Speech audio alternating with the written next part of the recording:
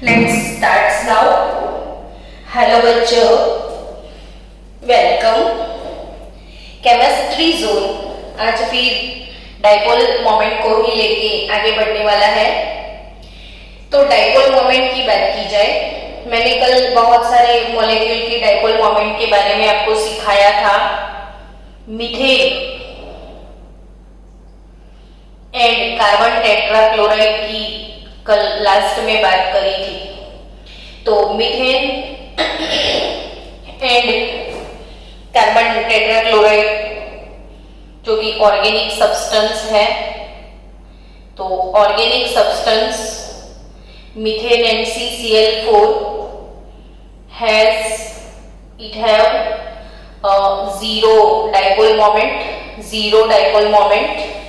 तो ये चीज तो मैंने कल बताई थी आपको, मीथेन और CCl4 का डाइपोल मोमेंट 0 है। लेकिन मैंने कल एक क्वेश्चन आपको बताया था कि जो बोर्ड का हॉट फेवरेट है, बहुत बार पूछ चुके हैं, तो वो CH3Cl मीथेन का एक हाइड्रोजन सब्स्टिट्यूट करके एक मैंने क्लोरीन रख दिया, 2 हाइड्रोजन को निकाल दो, 2 क्लोरीन हो जाएंगे,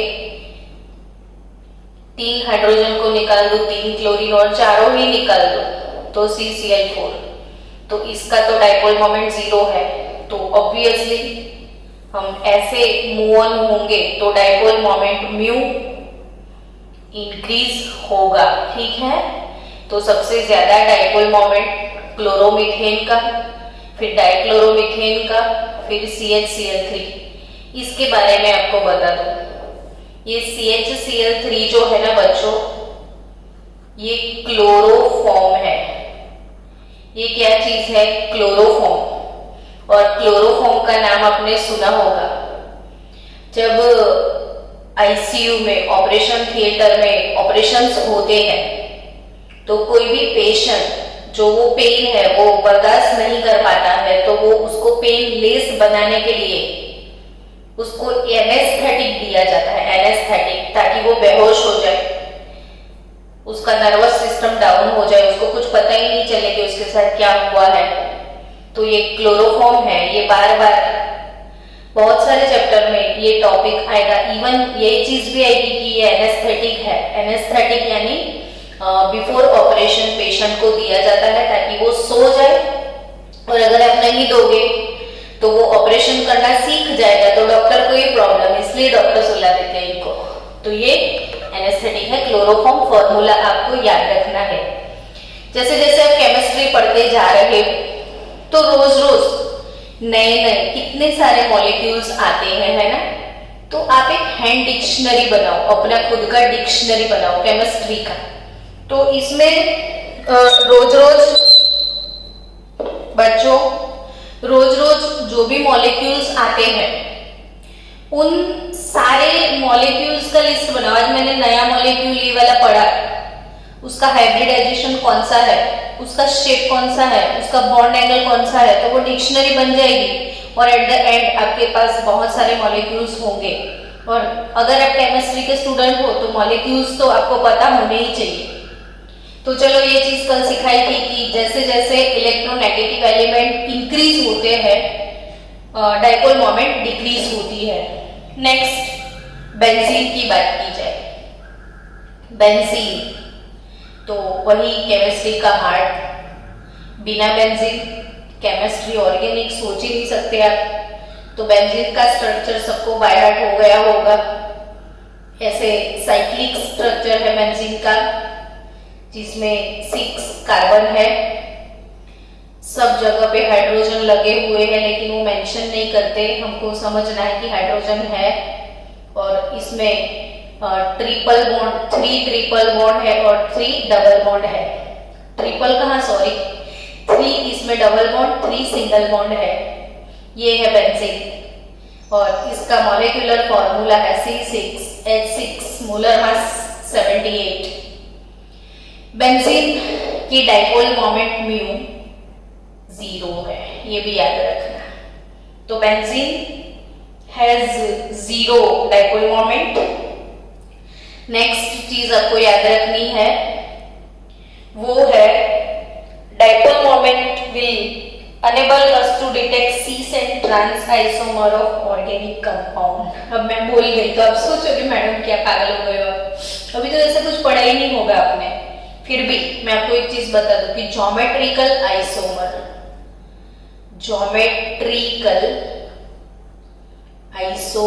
वो तो आपको याद हो जाएगा अभी थोड़ी देर में कि ज्योमेट्रिकल आइसोमर अल्कीन कंपाउंड में देखो C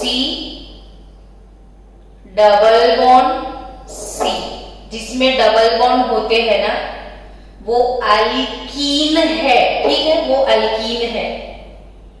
और अल्कीन में आपने इथीन का हाइब्रिडाइजेशन तो पढ़ा है, ये इथीन है सपोज, तो आपको पता है कि यहाँ पे हाइड्रोजन होगा, यहाँ पे हाइड्रोजन होगा, यहाँ पे हाइड्रोजन होगा, सब जगह हाइड्रोजन है। अब उस हाइड्रोजन को मैंने रिप्लेस कर दिया ब्रोमीन से, 2 हाइड्रोजन को मैंने ब्रोमीन से रिप्लेस किया है। तो ये वाले कंपाउंड को मुझे क्या बोलना है, सपोज ये मेरा फर्स्ट कार्बन है, ये सेकेंड कार्बन है, फर्स्ट कार्बन पे ब्रोमीन है, सेकेंड कार्बन पे ब्रोमीन है, एक्चुअली इसमें 2 कार्बन है तो ये इथीन है। तो 1 और 2, 1 पे ब्रोमो 2 पे ब्रोमो, 2 टाइम ब्रोमो, तो 1 2 die bromo, 1 2 die bromo ethene है ये। अब 1 2 डाई ब्रोमो इथीन को आप ऐसे भी लिख सकते हो ना, C डबल बॉन्ड C, इथे ब्रोमीन, इथे हाइड्रोजन, बट ये अरेंजमेंट चेंज कर दो, ब्रोमीन ऐसे लगा लो, हाइड्रोजन ऐसे लगा लो। अब आप खुद ही नोटिस करो क्या चेंज है। तो जैसे ये जो ब्रोमीन ब्रोमीन है वो एक साइड है, सेम साइड, दोनों एक ही साइड पे है, तो वैसे ज्योमेट्रिकल आइसोमर को हम सीस बोलते हैं। और अगर ये सब्स्टिट्यूटेड ग्रुप एक दूसरे के ऑपोजिट में है, जैसे कांग्रेस और बीजेपी, तो वो अपोज में रहते हैं, तो एक दूसरे के अपोज में अगर आप रहो तो वो हो जाएगा ट्रांस। याद रखना हाँ बच्चों, सीस और ट्रांस क्या है, ज्योमेट्रिकल आइसोमर है। ये 1 2 डाइब्रोमो इथीन के 2 आइसोमर है ज्योमेट्रिकल, 1 2 डाइब्रोमो इथीन के ज्योमेट्रिकल आइसोमर है। आइसोमर क्या होता है, मॉलिक्यूलर फॉर्मूला, स्ट्रक्चरल फॉर्मूला दोनों सेम होते हैं ज्योमेट्रिकल में, लेकिन अरेंजमेंट डिफरेंट होता है, तो वो है ज्योमेट्रिकल आइसोमर। अब इसमें ये सीस है, ये ट्रांस है, तो जो सीस आइसोमर है इसमें ये C और Br पोलर बॉन्ड है, ये C और Br दोनों पोलर बॉन्ड है, तो दोनों की बॉन्ड पोलरिटी सेम डायरेक्शन में है, तो सीस आइसोमर जो है वो हमेशा पोलर होता है। और ट्रांस आइसोमर आप सोच सकते हो, देखो ये इस साइड है, ये पोलैरिटी इस साइड है, एक दूसरे के ऑपोजिट, एक दूसरे के ऑपोजिट, तो इसकी डाइपोल मोमेंट कैंसल हो जाएगी। सो ये वाला ट्रांस आइसोमर हमेशा इसकी डाइपोल मोमेंट 0 होती है, ड्यू टू लीनियर शिफ्ट हो गया है। देखो ये ऑपोजिट डायरेक्शन में है, इसलिए इसका डाइपोल मोमेंट 0, ये पोलर। तो ऑलवेज याद रखियो बच्चों, cis isomer, cis geometrical isomer is always polar and trans is always non-polar because in opposite direction. There are two bonds, there are two polar bonds in opposite direction, so resultant dipole moment mu will be 0 here. इसका mu ये याद नहीं रखना है, but just for information it is 1.4 divide. तो आपको hydrocarbon chapter अब पढ़ रहे हो ना अभी, तो उसमें ज्योमेट्रिकल आइसोमर सीस ब्यूटूइन के आपको 2 आएंगे ना, तो इसमें ये चीज आने वाली है। लेकिन अभी टॉपिक वही है, तो क्यों ना इसको डिस्कस किया जाए। तो ये याद रखो कि एक सेम साइड होंगे ना तो सीस, क्रॉस होते हैं ना तो ट्रांस, तो cis is always polar, trans is always non polar. चलो दूसरी बात, और एक चीज आपको बार बार आने वाली है, वो क्या, वो समझते हैं। तो dipole moment in aromatic ring system, dipole moment, dipole moment in aromatic ring system.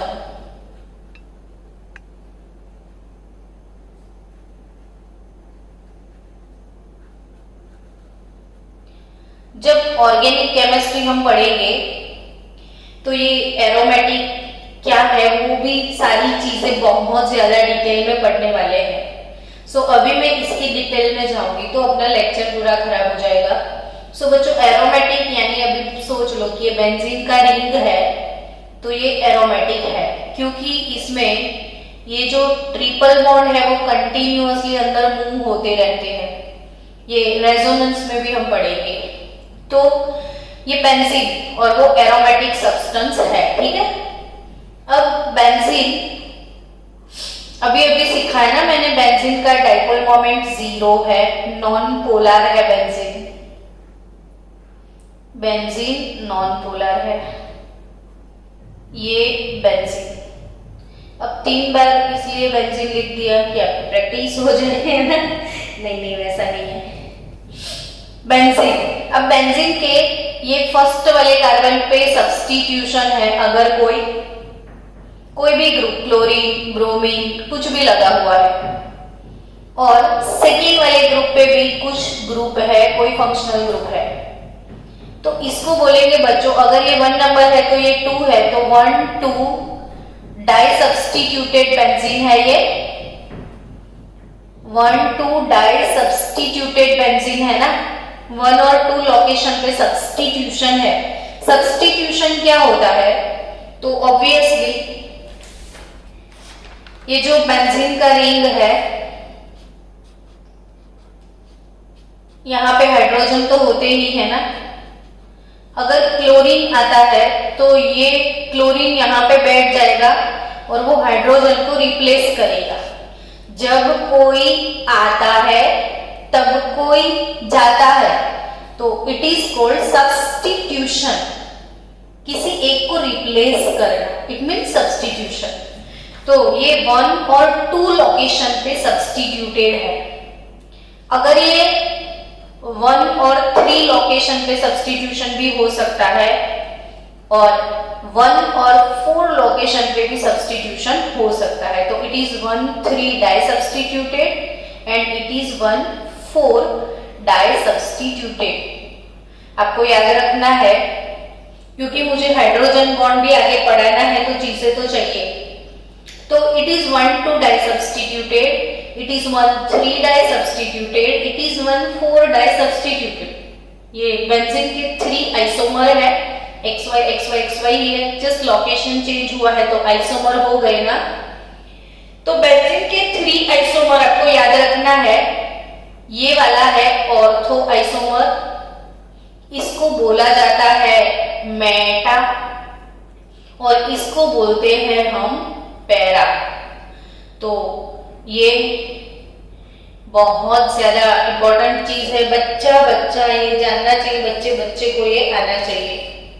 समझ रहे हो ना कि भाई हमारे पास बेंजीन के 3 आइसोमर होते हैं, ortho, Meta and para, ortho, Meta and para.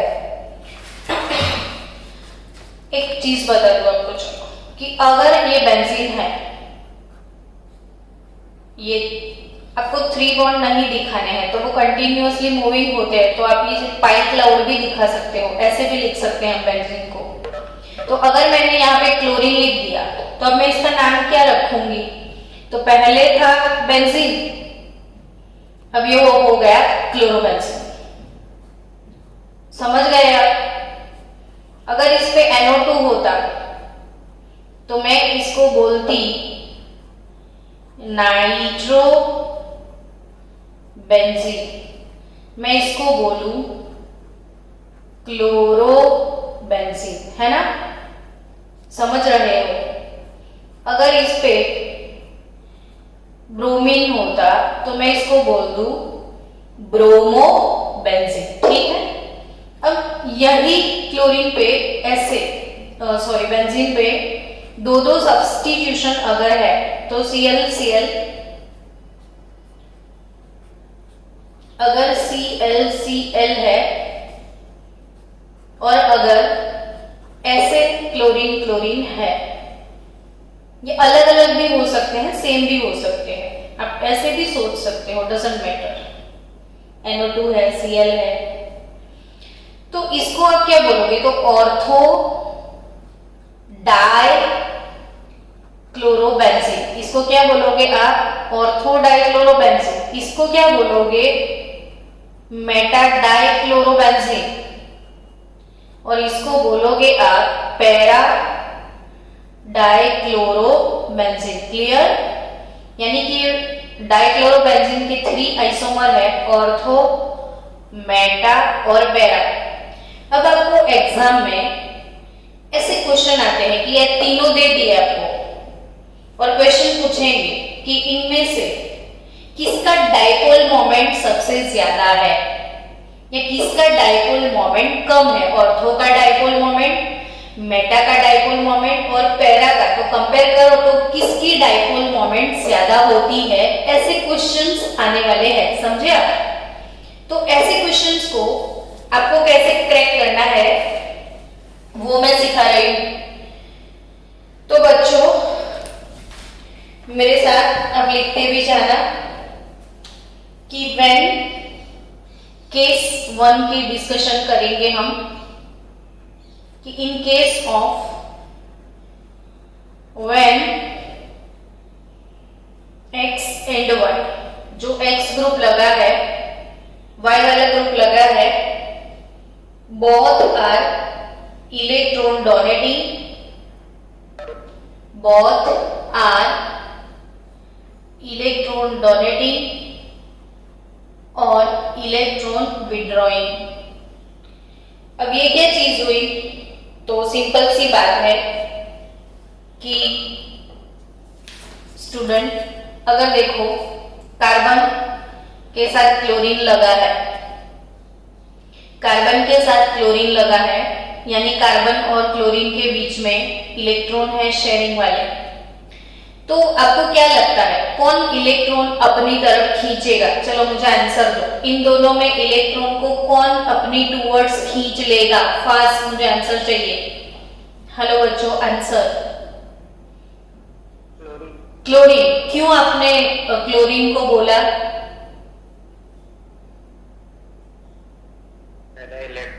Yes, chlorine is more electronegative than carbon, है ना। लेकिन वही कार्बन और हाइड्रोजन होते तो इलेक्ट्रॉन कार्बन लेके जाता, because carbon is more electronegative than hydrogen.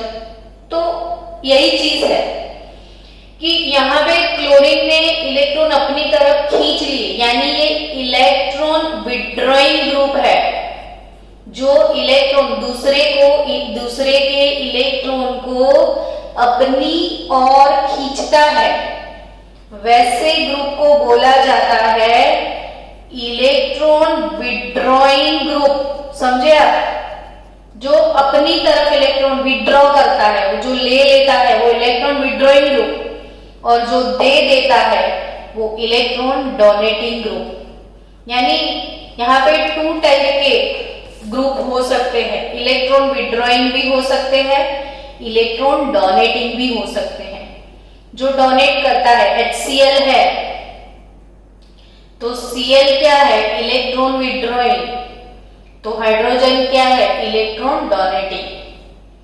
सो बच्चों अगर यहाँ पे X और Y दोनों सेम टाइप के हैं, दोनों इलेक्ट्रॉन डोनेटिंग है या तो दोनों इलेक्ट्रॉन विड्रॉइंग है, तो इन केस ऑफ, चलो यहाँ पे मैं ऐसा कोई ग्रुप लेती हूं जो इलेक्ट्रॉन विड्रॉइंग है, तो क्लोरीन क्लोरीन दोनों विड्रॉइंग ग्रुप लगे हैं ना, क्लोरीन NO2, NO2 भी विड्रॉइंग है, सबसे बड़ा लुटनिया है, ये भी लुटनिया है। यहाँ पे 2 ग्रुप है, दोनों विड्रॉइंग है, यहाँ पे 2 है, दोनों विड्रॉइंग है।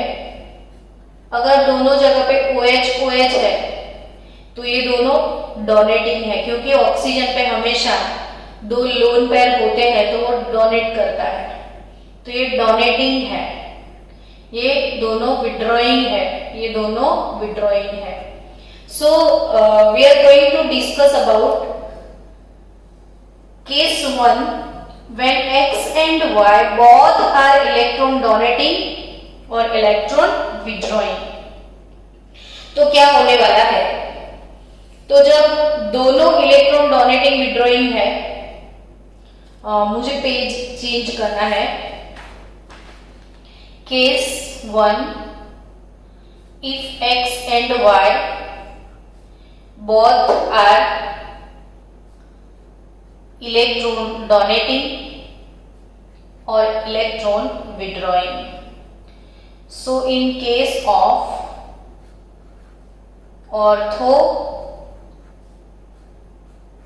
मेटा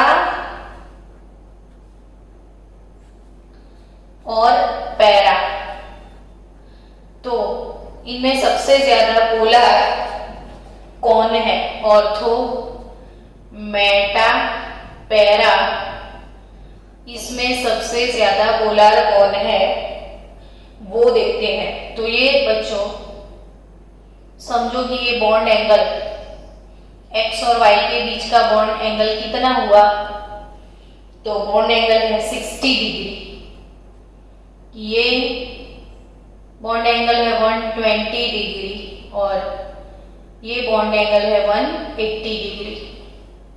अब दोनों के लिए आपको कैलकुलेट करना पड़ेगा म्यू ऑर्थो। तो कैसे कैलकुलेट करोगे, तो μ1 square plus μ2 square plus 2μ1 μ2 cos theta. So μ1 square plus μ2 square plus 2μ1 μ2 cos theta, यानी cos 60 यहाँ पे लिखना है आपको ऑर्थो के लिए, 60 डिग्री का एंगल है, तो cos 60 यानी कि cos π/3 और cos π/3 यानी √3/1/2 होगा, cos π/3 तो 1/2, तो 1/2, तो ये 2 cut, μ1 square plus μ2 square plus μ1 μ2 होगा। cos 60 का वैल्यू होता है 1/2, so μ1 square plus μ2 square plus μ1 into μ2, that is our mu ortho। Now going for mu meta, तो mu meta वो क्या होता है, तो μ1 square plus μ2 square plus 2μ1 μ2, 2μ1 μ2 cos 120। चलो मैथ्स वाले बच्चों, cos 120 क्या कितना वैल्यू होता है, cos 120 का वैल्यू तो -1/2 होगा। हेलो मैथ्स, तो mu meta μ1 square plus μ2 square minus -1/2, तो ये माइनस μ1 μ2। अब कंपेयर करो, इसमें दिस प्लस दिस यानी वैल्यू ज्यादा होगी, इसमें this plus this minus this, तो वैल्यू कम हो जाएगी, यानी ऑब्वियसली आई थिंक ऑर्थो का सबसे ज्यादा है, उसके बाद मेटा और पैरा। तो अब देख के बता दो कि 180 एक दूसरे के क्रॉस है ना, ये भी खींचेगा ये भी खींचेगा तो 0 हो जाएगा।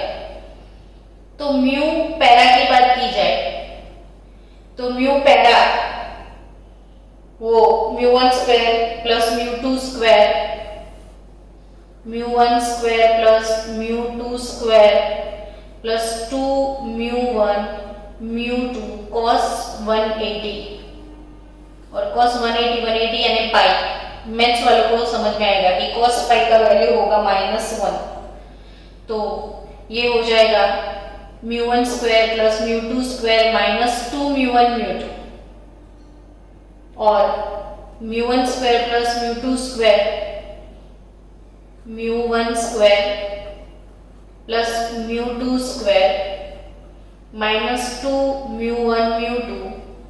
तो मैथ्स वाले बच्चों को, और मैथ्स वाले नहीं भी है तो 10th में आप नहीं पढ़े थे a square plus b square minus 2ab, तो it is a minus b whole square, तो μ1 μ2 होल स्क्वायर, तो अल्टीमेटली इट इज μ1 माइनस μ2, तो it is nothing but 0।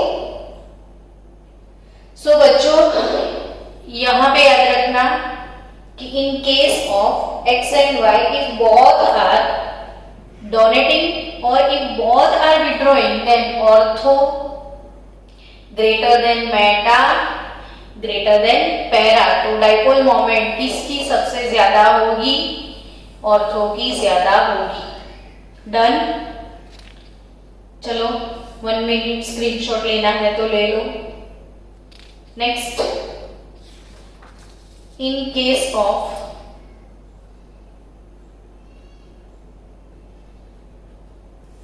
case number 2, when x is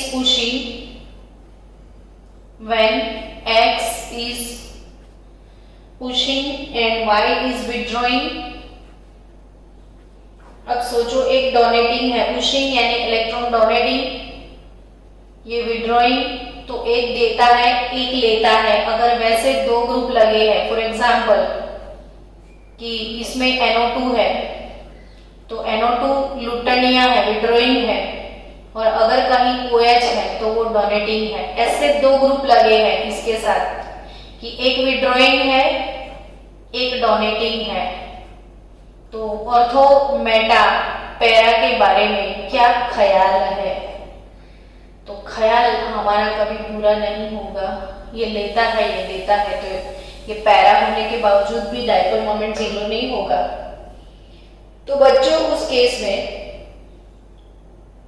किसी एक का डाइपोल मोमेंट μ1 प्लस होगा, ये लूटता है तो माइनस होगा, तो किसी एक का प्लस होगा,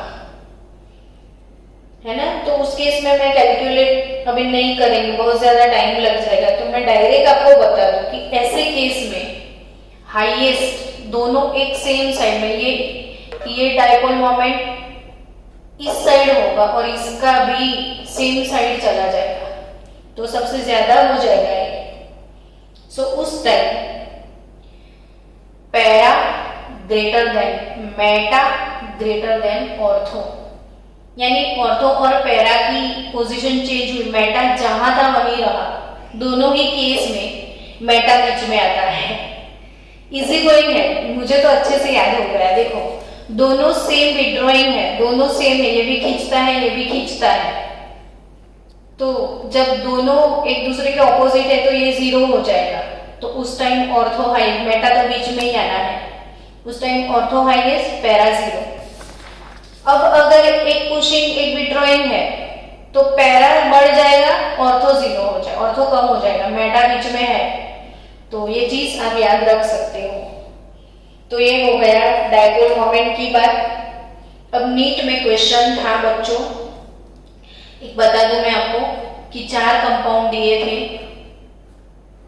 OH, फिर दूसरा कंपाउंड था यहाँ पे CN, तीसरा कंपाउंड था क्लोरीन,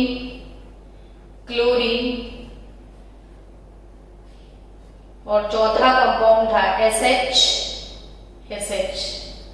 ये 2 to 3 टाइम कॉम्पिटिटिव लेवल पे ये क्वेश्चन आ चुका है। तो ये 4 कंपाउंड है। अब इन चारों में से कौन से कंपाउंड की डाइपोल मोमेंट 0 नहीं है? Following which compound has 0, which compound does not possess 0 dipole moment. अब बच्चों ने क्या सोचा, मैंने ये क्वेश्चन बहुत बार टेस्ट में पूछा है, बच्चे यही चीज सोचते हैं ये पैरा है, ये भी पैरा है, ये भी पैरा है, ये भी पैरा है, क्रॉस है तो जीरो ही हो जाएगा सबका। लेकिन नहीं होगा। कैसे सोच रहे हैं वो देखो कि क्लोरीन इस डायरेक्शन में खींचेगा, ये इस डायरेक्शन में लेके जाएगा, ऑपोजिट डायरेक्शन हो गई, ये जीरो हो जाएगा। सो इसका डायपोल मोमेंट जीरो है। अब साइनाइड के बारे में सोचो तो याद रखियो बच्चों, ये साइनाइड है CN। तो CN क्या होता है? C ट्रिपल बॉन्ड N होता है। साइनाइड है, साइनाइड, CN यानी साइनाइड। साइनाइड मतलब C triple bond N। C triple bond N में ट्रिपल बॉन्ड है तो हाइब्रिडाइजेशन sp होगा। ट्रिपल बॉन्ड है तो हाइब्रिडाइजेशन sp होगा, तो shape will be linear, 100% linear shape होगा। यानी कि बच्चों ये लीनियर शेप में है, C के ऊपर N, तो ये लीनियर है पूरा, तो इसका डायपोल मोमेंट जीरो हो जाएगा क्योंकि ये लीनियर होगा ना। तो C ट्रिपल बॉन्ड N, ये भी C ट्रिपल बॉन्ड N, तो सारे एक लाइन में है, तो इसका डायपोल मोमेंट म्यू जीरो। लेकिन ये अल्कोहल जो है वो पानी से जनरेट होता है। देखो पानी का शेप कैसा है? वाटर शेप बेंट है। समझना बच्चों, ये वाटर का शेप जो है बेंट शेप है। अब हाइड्रोजन को हटा के अब यहाँ पे रिंग लगा दो तो ये हो गया। तो इसलिए यहाँ पे जो OH लगा हुआ होता है वो एक्चुअली जो OH है वो लीनियर शेप नहीं है, वो ऐसे बेंट शेप में होता है। तो डायपोल मोमेंट का जो डायरेक्शन है वो ऐसे डायरेक्शन में आ जाएगा, दोनों सेम। तो इसका dipole moment mu does not equal to zero. और 16 ग्रुप सबको याद है ना? OSATOLV।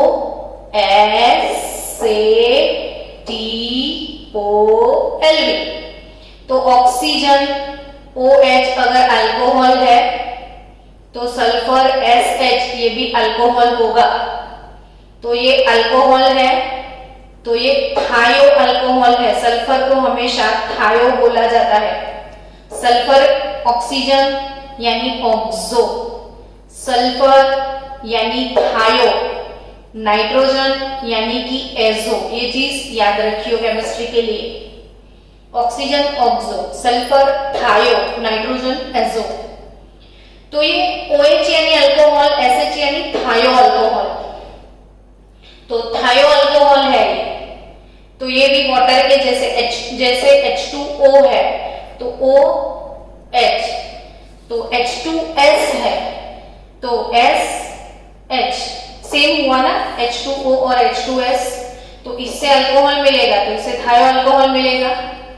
तो ये थायो अल्कोहल है तो ये दोनों का सेम सिचुएशन है। तो dipole moment mu does not equal to zero.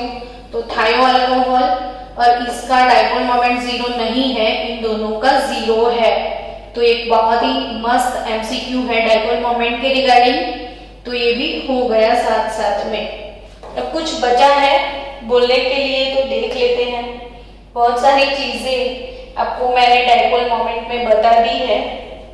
मुझे लगता नहीं है बहुत ज्यादा कुछ बाकी है, लेकिन फिर भी अगर कुछ बीच बीच में आता है तो पढ़ेंगे।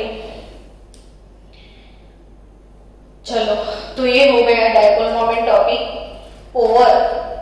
अब मुझे और भी कल भी हम डायपोल मोमेंट टॉपिक पढ़ने वाले हैं। कल भी कौन सा टॉपिक पढ़ेंगे?